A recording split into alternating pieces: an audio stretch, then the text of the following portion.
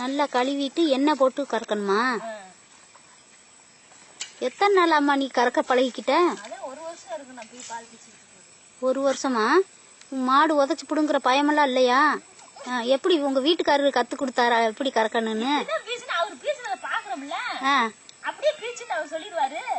ஒரு வாரத்துக்கு பிரிச்சுல கையெல்லாம் கடுக்கும். அப்புறம் சர்வீஸா போயிடும். இதுல ஒரு காம்பு இது ஓட்ட எப்படி விழுந்துட்டு பாருங்க பால். அது இப்ப ஒழுகுமா? எப்பயுமே அப்படி ஒழுகிக்கிட்டு இருந்தா அவங்களுக்கு கிழிச்சு வச்சு அதனால அப்படி ஆயிடுச்சு. எது நெகங்குகம் குத்திக்கிடுச்சா? காம்பு கம்பி பிடிச்சு கிழிச்சு இவ்வளவு நீளம் தையல் போட்டாங்க. அது இப்ப 4 வருஷம் ஆயிடுச்சு. அது காம்பு அப்படியே இருக்குது.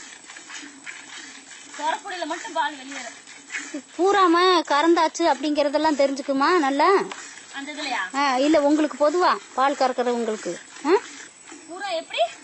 இப்ப பால் கறந்து முடிச்சாச்சு அப்படிங்கறத கண்டுபிடிச்சிடலாமா கறந்துகிட்டே இருக்கும்போது? அது தெரிஞ்சு அந்த பால் மதிப்பு தெரியும். பீஸ்ல பால் முடிஞ்சு அப்படின்ற ஒரு இது தெரியும். தினம் கறந்துகிட்டு இருக்கவும் அப்படியே சர்வீஸா போயிருச்சாக்கும்பா. ஏன் உங்க வீட்டுல எல்லாம் கறக்க மாட்டாங்களா? உங்க வீட்டுக்காரரு கறக்க மாட்டாரா பாலு?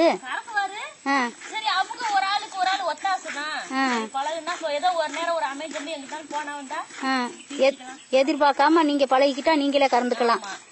நல்ல பரவாயில்ல. ஆம்பளைய செய்ய வேலைய நீங்க செய்றீங்க.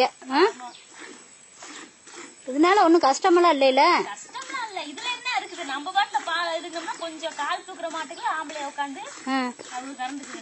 உதச்சு புடும்னு. ஆமா, அது கொஞ்ச நேரம் தூக்கம். இந்த கருப்பு மாடுலாம் இந்த மாடுலாம் காலை கொஞ்சம் தூக்கம்.